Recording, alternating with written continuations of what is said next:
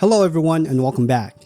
In today's video, we're going to look at a kayaking trip that should have been a simple outing, but instead it became a devastating tragedy. A combination of inexperience, negligence, and poor safety standards led to one of the worst outdoor education disasters in the UK. A tragedy so severe it changed UK law forever. This is the story of the 1993 Lyme Bay disaster.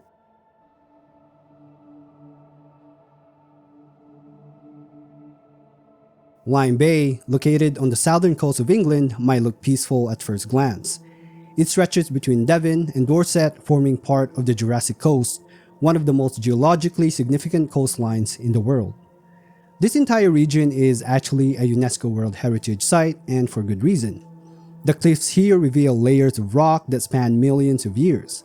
It's the kind of place where people come to find fossils, take in the sea breeze, or just enjoy the quiet charm of coastal towns like Lyme Regis, Sidmouth, and Exmouth. It's a place that draws tourists, adventurers, and families looking for a day out. During the warmer months, the bay becomes a hub of activity. People go kayaking, sailing, diving, you name it. And most of the time, things go as planned. But on March 22, 1993, things didn't go as planned. That morning, 8 students and 1 teacher from Southway Community College in Plymouth arrived in the seaside town of Lyme Regis. They were there for a school-organized adventure trip that included kayaking across Lyme Bay. For these students, it was supposed to be something new and exciting. A change from the classroom, a chance to get out into nature. None of the students had kayaking experience. The same was true for their teacher, Norman Pointer, who was there to supervise. Because of this, the school had arranged for outside help, people who were supposedly trained to lead this kind of activity. They hired a private company called St. Albans Outdoor Center. When the group arrived, they were greeted by the center's manager, Joel Studdard. He handled all the logistics and assigned 2 instructors to take the students across the bay. Tony Mann, who was 23 years old, and Karen Gardner, 21 years old. Both seemed capable and friendly, and the group had no reason to believe they weren't in good hands. But what they didn't know was that neither of the instructors were qualified for this type of trip. Not even close. Tony and Karen each held only a 1-star kayaking certificate, which for context is the lowest level of certification you can get. It's basically a beginner certificate that covers personal paddling skills in calm water. It doesn't cover safety procedures, emergency response, or group leadership in open water conditions. One of them had reportedly paddled just 400 meters in total before leading this trip. And yet, they were trusted to guide a group of teenagers across the open sea. The day before, students had done a short practice session in a swimming pool. Not in the ocean, not even on a lake. Just a basic pool where they learned how to hold paddles and sit in a kayak. It was hardly enough to prepare them for what they were about to face. On the morning of the trip, the group suited up. They were given wetsuits and life jackets, which at least offered some protection from the cold, but they weren't offered footwear, gloves, and headgear. The plan was to start at the beach in Lyme Regis and paddle along the coast toward Charmouth, which was about 2 miles away. The whole trip was expected to take around 2.5 hours, and someone from the outdoor center would be waiting for them at the other end. As far as the weather goes, things didn't look too bad on paper. The sea had light swells, the wind was around force 4, and water temperature was about 9 degrees Celsius or 48 degrees Fahrenheit. A force 4 wind is approximately 13 to 18 miles per hour or 20 to 28 kilometers per hour. For experienced kayakers, these would be considered fairly standard conditions. But these students weren't experienced, and neither were their instructors. They launched from the beach around 10 a.m. and almost immediately there were signs of trouble. While still in the shallow water, 17-year-old Dean Sayer capsized. Thankfully, he was close enough to the beach that he could stand up, climb back into his kayak, and continue on. Not long after that, their teacher, Norman Pointer, also flipped his kayak. This time, Tony Mann stopped to help get him back in, while Karen Gardner continued paddling ahead with the rest of the students. Once Tony had Norman upright again, he turned around and saw that the group had drifted far off into the distance. The wind had picked up and it was now coming from the north, pushing the students farther and farther away from the shoreline. They tried paddling back toward the coast, but it wasn't working. The wind was too strong. They were inexperienced and they just didn't have the strength or skill to fight it. Their strokes weren't powerful enough and they didn't know how to angle their kayaks against the wind. Tony and Norman tried to paddle after them, but they were struggling just as much. By this point, the group had passed beyond the cliffs that offered some protection earlier. Now, fully exposed to the wind, they were being pulled deeper into the open water. It had only been about 30 minutes since they launched, but the situation had already taken a turn for the worse. The group was now scattered, out of position, and dangerously far from the shore, with no backup boat, no clear communication, and no one on land who knew what was happening. By this point, the kayaking trip had already taken a terrifying turn. It started when one of the students capsized and couldn't get back into their kayak. The others, not knowing what else to do, instinctively paddled toward their classmate to help. But that decision only made things worse. As they got closer together, one by one, their own kayaks started tipping too from the strong winds and waves. It was chaos. Panic set in, and within minutes, all 8 students were in the water. Karen Gardner was the last one still afloat, but even she couldn't hold out for long. Her kayak capsized not long after the others, and now every single member of the group, all 8 students and the instructor, were in the freezing waters of Lyme Bay with no way to get back into their kayaks. They were about 3 miles offshore at this point. That's roughly 5 kilometers. No land in sight and no one coming.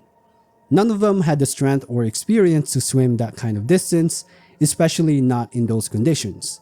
The water temperature was around 9 degrees Celsius or 48 degrees Fahrenheit, which might not sound extreme, but in water like that, hypothermia doesn't take long to set in. It starts creeping in within 30 minutes, and if you're in it long enough, even the strongest swimmer will become helpless. Despite being underqualified and overwhelmed, Karen did what she could. She called the students together and tried to keep everyone close, forming a small huddle so they could conserve body heat and keep each other afloat. It wasn't much, but it was something. And in a situation like that, every small effort can make a difference. In the middle of all this, 16-year-old Simon Dunn, known as the group's jokester, did his best to lighten the mood.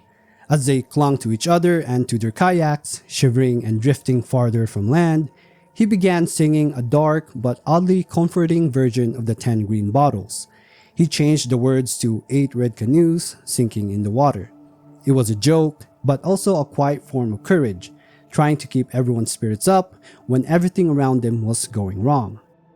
They even blew their whistle, hoping a passing boat might hear them and come to help. But no one did.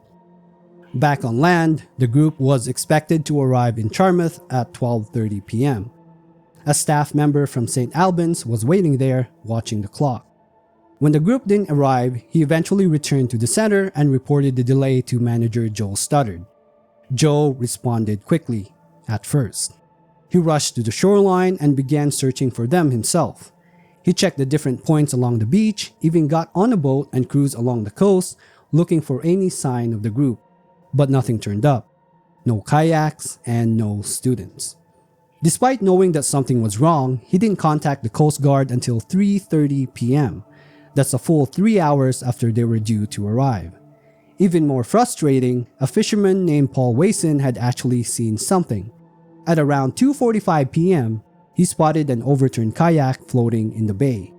He radioed the Coast Guard immediately to report it. But instead of launching a rescue, the Coast Guard sent a vehicle up onto the cliffs to scan the area from above. When they didn't see anything, they moved on. Meanwhile, out in the water, 2 students, Samantha Stansby and Emma Hartley, made the difficult decision to try and swim for help. The rest of the group was either too exhausted or already slipping into unconsciousness from the cold. They were now about 8 miles from their intended destination in Charmouth, and time was running out. It wasn't until shortly after 4 p.m. that the Lyme Regis lifeboat was finally dispatched to begin a proper search. About 5 miles from the shore, they found 5 empty kayaks drifting in the water. But there was still no sign of the students. A Coast Guard helicopter was finally brought in to expand the search from above. Thankfully, the group was eventually spotted. The helicopter hovered above them, and rescuers quickly began pulling people from the water. The lifeboat reached Norman Pointer and Tony Mann around 5:30 p.m. Both of them had managed to stay close to their kayaks and were still conscious. The remaining students were pulled from the water between 5:40 and 6:40 p.m. Some were barely conscious. Others couldn't move. They had all been in the water for over 4 hours. Tragically, 4 students didn't survive. 17-year-old Dean Sayer, 16-year-olds Claire Langley, Simon Dunn, and Rachel Walker had either drowned or died from hypothermia. Rachel was just 2 days away from her 17th birthday. In the aftermath, their families were left devastated, angry, and full of questions. How did something like this happen? Why weren't there better safeguards in place? Why were the teenagers being led into open water by instructors who weren't even fully qualified? As the investigation unfolded, disturbing details started to come out. Months before the trip, 2 former instructors, Joy Cawthorn and Richard Retelich, had sent a letter to Peter Kite, the managing director of Active Learning and Leisure Ltd., the company that owned St. Albans Outdoor Center. In the letter, they raised serious concerns about safety. They warned him that if nothing changed, someone's son or daughter might not come home. Peter Kite replied, "It will not happen here." But just a few months later, it did. To make things worse, Joe Stoddard, the center manager, lied to the Coast Guard during the response. He told them that the group had flares with them for emergencies. They didn't. And yet, at that time, this kind of negligence wasn't illegal. Prior to 1993, there were no laws requiring outdoor adventure centers to follow strict safety guidelines. Anyone with the money could open a center, hire who they wanted, and run trips however they saw fit. There were some recommended safety codes, but they weren't enforced. It was all voluntary. Since there were no proper regulations in place, the company cut corners in order to save money. The Coast Guard was also heavily criticized for their slow response, especially after Paul Wason's early report of an overturned kayak. Later, a Coast Guard staff member was interviewed about the delay. He said that if they responded to every call about a small craft in the water during the summer, there wouldn't be a lifeboat left in the harbor. In response, the Coast Guard retrained their crews to better prepare and respond to make sure incidents like this never happen again. Eventually, Peter Kite was charged and convicted of corporate manslaughter due to gross negligence. He was sentenced to 2 years in prison, though he served only 14 months before being released. Joe Stoddard was also taken to trial, but the jury couldn't reach a verdict. In the end, the judge found him not guilty. In response to the disaster, Parliament passed the Young Person Safety Act of 1995. It created a national licensing body known as the Adventure Activities Licensing Authority, which now inspects and regulates every youth adventure center in the UK. Any company offering outdoor activities to children must meet strict safety standards. And that system, built out of tragedy and the lives of 4 promising youth, is still in place today. That's it for the video. If you guys made it all the way to the end, thank you.